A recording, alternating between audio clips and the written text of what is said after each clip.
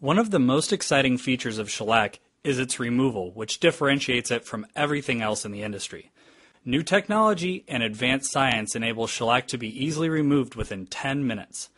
There are many factors involved, which all begins during application. Let's look at a microscopic scale of what happens during application and how that affects removal. First, we begin with the shellac base coat application.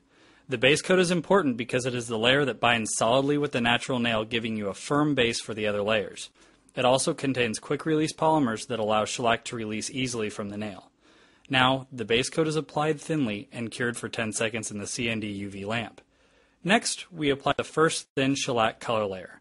As the color layer is applied, solvents begin to evaporate out of the coating. This continues during the curing process with the CND UV lamp. As the color layer cures and solvents continue to evaporate, tiny tunnels form throughout the color layer. As the second color layer is applied, the same process continues. Solvents evaporate out of the layer and during curing, more tiny tunnels form. Now there are tunnels that run all the way from the base coat up to the surface of the color layers. Finally, we apply the shellac top coat. Solvents evaporate out of the top coat, and when the curing begins, tiny tunnels start to form. As you can see, there are fewer tunnels in the top coat than in their color layer because while we want the top coat to remove easily, we also want it to act as a shiny, protective, scratch-resistant layer to protect your shellac. Now that the shellac application is finished, there are two main features to point out. The first is the tiny tunnels that now run all the way from the top coat down to the base coat layer.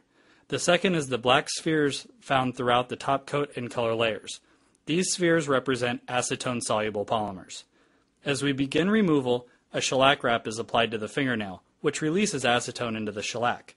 The acetone flows through those tiny tunnels down into the shellac, and when it comes into contact with the acetone-soluble polymer, it dissolves the polymer, swelling and breaking down the shellac. This process continues through the top coat and color layers until it goes all the way down to the base coat. Once acetone reaches the base coat, it immediately dissolves the quick-release polymers, releasing the shellac from the natural nail. Now twist and pull the wrap from the nail, which will remove most of the shellac pieces. Then, if necessary, lightly flake away any remaining bits from the nail using an orange wood stick. Clean the nail with acetone and a fiber-free pad, and then you're ready for the re-shellac application. Thank you.